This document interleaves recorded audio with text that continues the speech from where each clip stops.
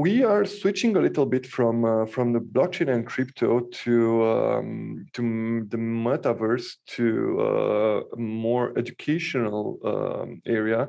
And I'm welcoming James Simpson, founder of Copper Candle, to take over the virtual microphone and kick it off. Lovely.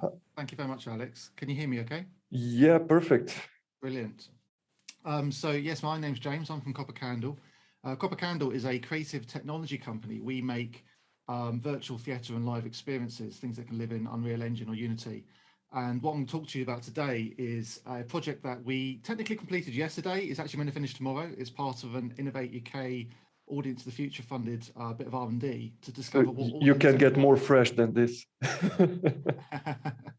So we're trying to find out what audiences want in their virtual theatre, and our sort of vision is to put theatre into the metaverse, and how can we engineer the technology to get us there. So I've got a bit of a journey to take you on to explain how we got to the point of this project and what this project was and what our results were, which are literally fresh in our mind because we're still reading all the surveys and they're still coming in, because we literally finished doing the last performance on Saturday.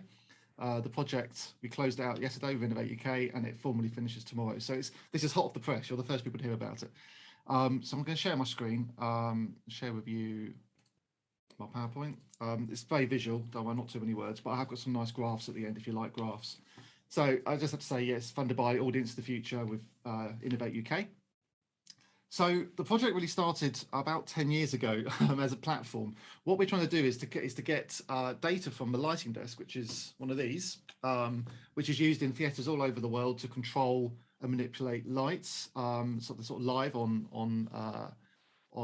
stage. But we're going to be using it to control Unreal Engine to operate our lights and our stage. So this is where it actually started with the HoloLens project when I was working at the Royal Opera House. We were trying to find ways to pre-visualize scenery and see what it looked like on stage before we went to the effort of building it.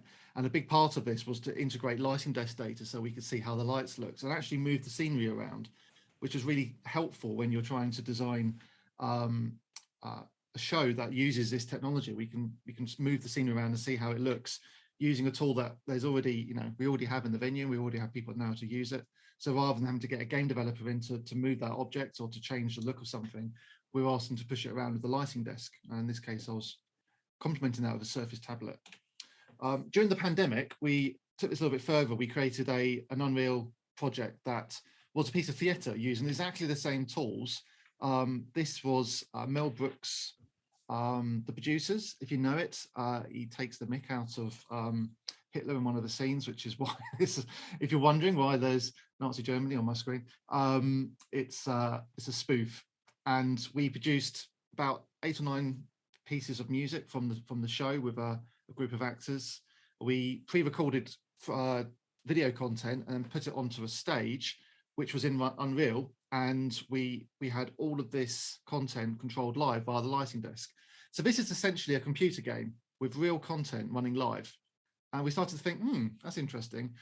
If we had live video as well, would this just be a live piece of theatre? Because I'm literally operating it the same way I would a stage. The performers are performing exactly the same way they would normally. So we started to think about this, and in the background was the project The Dream, which was made by the Royal Shakespeare Company. And it's a project I was actually involved with earlier in its life. And it was a very interesting production for the theatre industry, because they produced an Unreal Engine game which was being live streamed to people at home, and they had live motion capture. So there's a performer in a mocap studio, which was this person Puck down here in the bottom left, was the character they used, something very abstract and ephemeral, performing to other characters being portrayed as, in this case, a butterfly, which is one of the fairies. There's a real actress controlling the movement of this object. So it's all very live, but what you're getting at home is still a web stream. Is what you're getting right now. It's a screen share of something that's happening on a computer game. And they did have a live element. There was an interaction tool that they had that you could flick fireflies into the scene. But it made us question again, would you know it was live? Does it matter if it's live? theatre is famously live. We go to the theatre, we sit in the audience, we get our program, the house lights go down, and then there's people really in front of us who are performing and trying to make us feel entertained or feel emotional or take us on a journey or educate us as part of the story that's being presented to us. And that's always live. Does it need to be live? Is it only live because we happen to go to the theatre, or can we produce live theatre which doesn't use any live elements? It's just like a cinema or like a film. It's based on pre-recorded content. So this sort of became an idea that was sort of creeping up on us, and we started to test this. I also have another job. I run a research department at Rosebruford College. Alex sort of indicated that there's an education academic background here, so I'm also a PhD researcher. And we were doing our own Midsummer Night's Dream with live motion capture, and we had our lighting desk data. So my colleague Andy's sitting on a lighting desk similar to this one, controlling Unreal Engine, the game engine in front of us, with live motion capture data. And we're going, well, we've just built a live computer game. The only difference is that only we can see it. You have to be in the room to operate this game. We can't stream it to people remotely. So that's the next thing we need to do. So here's a couple of videos of us working on this. You can see it was a very theatrical space. As a director, is helping the actors think about the mocap, where they are in the space. See a bit of Shakespeare being played out. So the characters are alive in the game. They're played as 3D avatars, but the performers are in the space as wearing these mocap suits. They've got these little dots all over them, and the dots are being translated into the movement of the 3D character. So it's all live, but it's not able to be shared with anyone. So we actually ran another project that year as part of this project. It was another Innovate UK project. I'll just turn the volume down there. And this was using the same technology, but we used this as a project to live stream motion capture data. What we need to do is take the motion capture performer and get them into a VR headset. The audience were having a hyper reality experience, so they were wearing VR. Everything was being tracked by our mocap rig. So we had these little, the little dots on the headsets. We had live music, live props, live actors. Everything was live, but we needed to get the mocap performer into an avatar in the scene in VR. And the VR device only has a Wi-Fi connection, and the virtual reality, the motion capture data is so complicated, so big and so bandwidth heavy that you couldn't stream it on Wi-Fi. So we had to optimize it, and we had to optimize our lighting desk data. It's coming from the lighting desk, which we're using to control the objects in the scene. So all of the things you see moving in the scene at the moment, like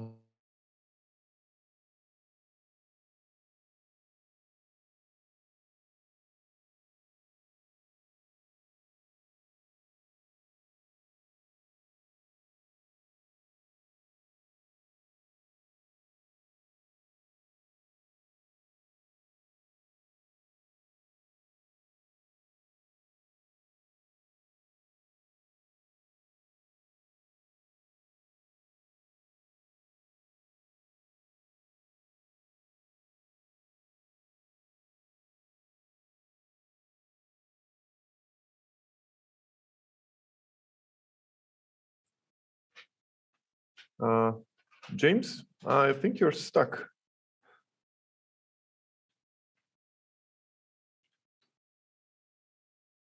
Yeah, I think we lost James. Let's just wait a couple of minutes.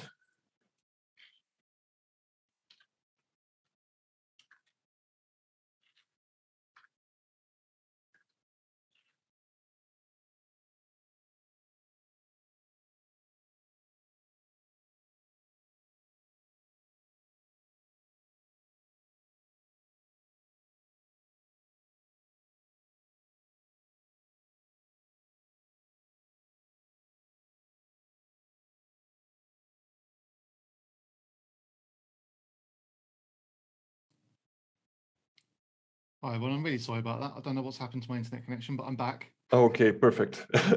Sorry about that. I don't know when you lost me. I was describing our hyperreality project. Let me go back to my screen share.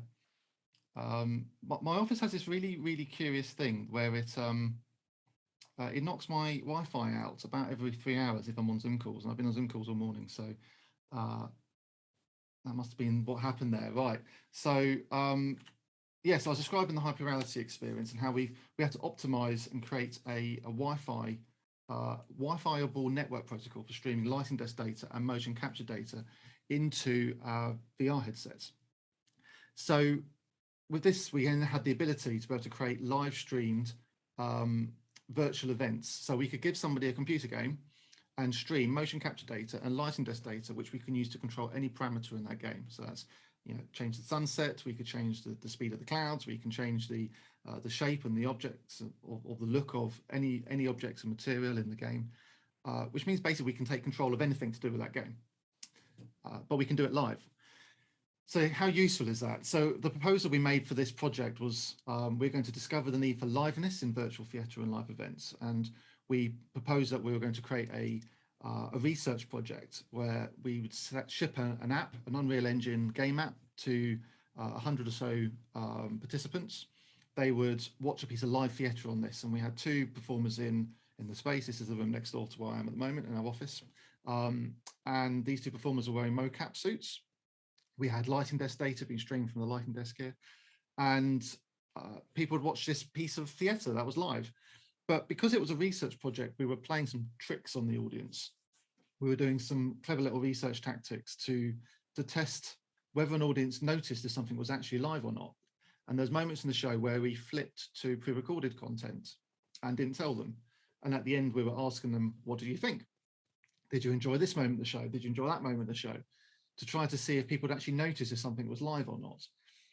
Part of the reason for this is that when you don't have something live, you have an increase in quality because you can control and edit, and use the best takes of your work. So we had quite a lot of mechanisms like this built into the show, which we were using to test the audience's response, and I'll explain those as we go. So we had some test content made early on. We were trying to take a lead from the dream to get 3D avatars that were interesting to look at, but didn't expect too much of the performers whose translation of movement isn't perfect using motion capture. We also went with quite a cheap motion capture solution. We do have access to the studio at the university, but I have to pay for it, as this is not Rose Buford, this is Copper Candle. We decided to pay instead for our own mocap suits so we could do a continuous R&D, which I stand by. It was the right decision, but it did lose us a lot of quality in the performance in the end, which you'll see when you look at the productions. So we bought the PN3 suit from Perception Neuron. We were working with sort of friends at Target 3D, who are a big mocap provider here in the UK. And we had the 2 performers wearing this suit, streaming into Unreal Engine. Unreal Engine then is sending a network protocol that we wrote up to Amazon Web Server and from AWS back down to hundreds of apps around the world at the same time. And our lighting desk data is doing the same thing. So we have this lighting desk going to this little device here, which is actually a Raspberry Pi connected to the internet. This device acts as a converter, converts the lighting desk's very bandwidth heavy data into something that's more streamlined, can be optimized, sent up to the AWS server and back down to people's game apps. And we had simultaneous live performances all around the world at the same time. And this is the mocap suits themselves. This is what they were wearing, what it looked like when they're wearing it. They're remarkably good equipment. I don't want to make it sound like I don't like them. We're really happy with them, but for we did 25 performances in 3 days. The performances are 15 minutes long each, and the suits needed charging every 2 or 3 hours. They were a bit uncomfortable to be worn all day because they had quite tight straps, and they were very fussy. They would break quite frequently, which you could always fix. But if you're 5 minutes before a live show and it's not working, there's a leg sticking in someone's face and an arm twisted around the back of the body, you panic because there's no way of fixing it. We created a UI. The UI ended up becoming quite important. The idea was that you would type in your name and you'd have an opportunity to interact with other audience members. And you had buttons that you could click, which would give you a sort of sense of interaction with the other audience members. But one of the clever things that we did in this show is that what you're seeing there, it's not the final version, but you would have a symbol that popped up to show that you clicked the button, but nothing else would happen. It didn't have any interaction at all with the audience. We had a log that showed that you had pressed the button. So it called it to a chat, which we thought was quite useful, but we only got it at the end of the show. The entire purpose of those buttons was completely superficial. It didn't do anything, but people loved them. They loved pressing the buttons because it made them feel like they were doing something in the show. It didn't matter to them that it had no purpose. And this comes back to our question about liveness. You know, it doesn't have to be live. It doesn't have to have any live interaction with the actors to give it purpose. It just needed to make the audience feel like they were interacting. And that's actually the kind of our conclusion that we're drawing to with our research, is that liveness is about the audience feeling connected, not about actually having live experiences. We did some soak tests to check that our device would work. So we raided some computer labs at the university and got as many devices running at once to try and test our protocol streaming in a very early version of the app, to make sure that we could actually run our protocol over AWS. And then this is how it looked. This was literally on Saturday. We took this. This is from our from the GoPro set up to record me for our documentary video we're creating. This is where I'm sitting right now, in fact, and I've still got some of the equipment sitting around me. That's how recently we did this. So I was operating the lighting desk to control the objects. So on every cue, there was a moment I had a script in front of me, which is still sitting here in front of me with all my notes on it because we haven't even tidied up yet. The motion capture data was being streamed via Live Link, which is an Unreal Engine protocol from the room next door into the computer.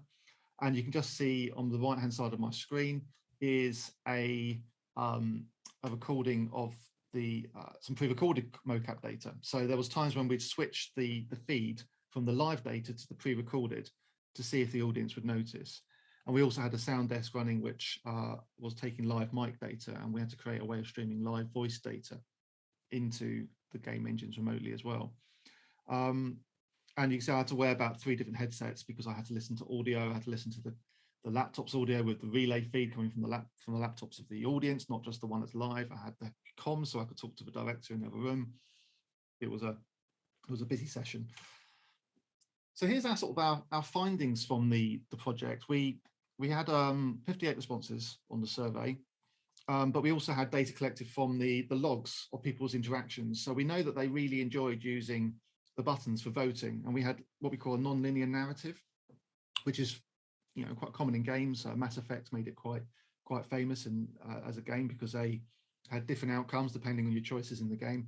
This is becoming more common in theatre, particularly immersive theatre. So we started to create non-linear choices where the audience could vote on the outcome they wanted.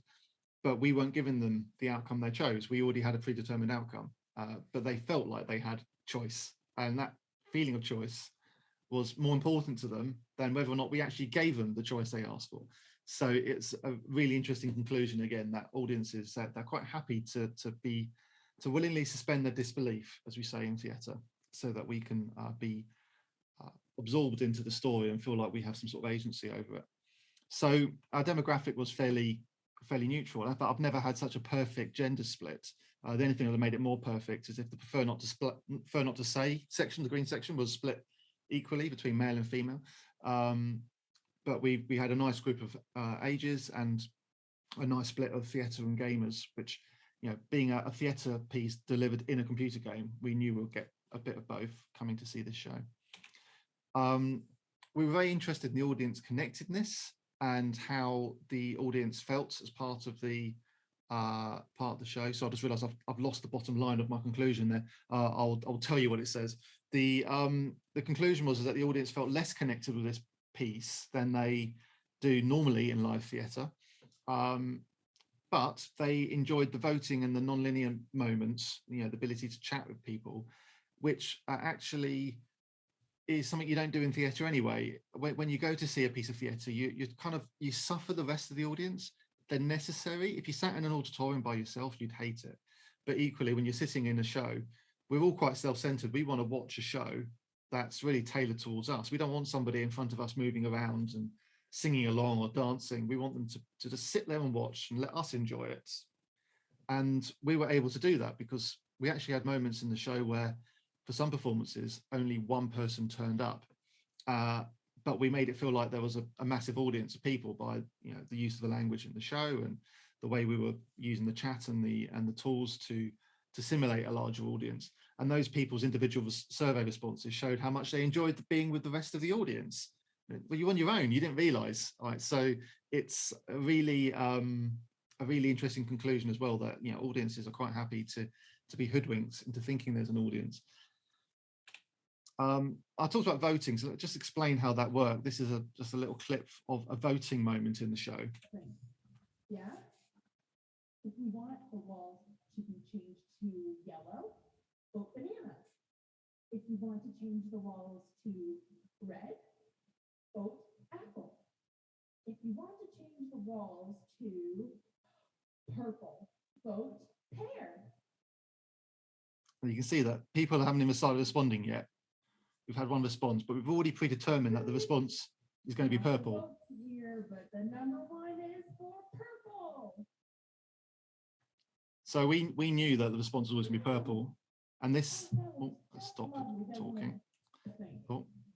This chat in the left-hand side and the users is something only I could see. So this was the admin log that was coming in. So the actors didn't know what the audience was saying. So we would say to, or I would say to them on the occasions when we were doing real voting, for instance, all these cubes at the back here that are blue, we gave them the next question: what color would you like the cubes to be? And then they got to make a real choice, and I'd choose the color for them live in the lighting desk in response to their response. So there was two tests there. One, you know, did you get the vote you wanted, and you know, when we predetermined it, and did you get it when we allowed you to vote for real? And it turns out the audience didn't care which way, you know, didn't care if the predetermined response, you know, the walls are always going to be purple. Every single show, the walls are purple. No one knows. They're just happy that they got the chance to vote and feel like, you know, okay, I was in the minority in the audience. And that was interesting to know that audiences just don't care what if they get the answer they want. They just like the fact that they got the choice. So looking at the interaction more, we had the ability for the audience to choose their point of view. So they had what we call director's view and interactive view. So director's view, we controlled the camera via the lighting desk. We had, you know, cuts and edits and depth of field and, you know, zooming in and out and all that sort of stuff. So if they wanted to sit back passively and watch it, they could, but also they could click interactive and move the player pawn around the same way you would in a computer game. They preferred that. Even the theatre people, that, you know, traditionally theatre audiences preferred to have control of the player. So it sort of leans itself more towards gaming, which also indicates why more people felt like a computer game than felt like theatre, which was a nice conclusion to draw as well. And incidentally, one of our biggest conclusions from this is to not try and call this theatre or games or film or TV for that matter. We need a new name for it, and we think it's going to be metaverse events, but we can't call it theatre or games because they have connotations which the audience were leaning on in the survey. They're saying, well, it's not theatre because theatre's this. Theatre's sort of mired by that tradition of, well, there's a proscenium arch and there's swag drapes and we sit there and eat our ice cream in the interval and we applaud at the end. That's not theatre. I mean, that's like the last 200 years of a certain type of theatre, but there's so many different types of theatre out there. I couldn't even begin to explain it in the 5 minutes I have left. So just take it from me that theatre is not that traditional, you know, sit in a musical theatre and applaud at the end of an orchestra taking a bow. But most people think it is. So when you say to someone, did this feel like theatre? They're thinking of the musicals, the proscenium arch, you know, the front of house staff giving you your programme. So we're probably closer to immersive theatre, but people aren't so familiar with that term. So the words, the language we use is really important here.